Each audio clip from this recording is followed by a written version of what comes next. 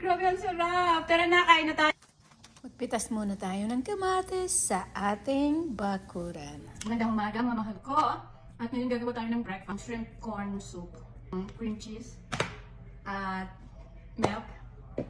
Siyempre onion. Ating kamatis. Ito ang isa lang ang corn natin. So, yan lang. And then, meron tayong parsley. Kailangan natin ng pepper. Siyempre ang ating shrimp. Hindi mawawala yung pampalasa yan. Super sarap yan. On natin ang ating oven. Nasa medium lang. Okay.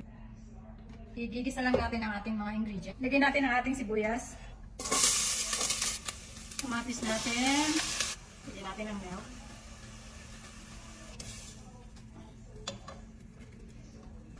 Tubig natin kahit isang cup lang. Simmer natin ng 20 minutes. Corn. Shrimp. I'm excited for the taste test. Kamatis na nagpapaganda ng putis. Ating parsley.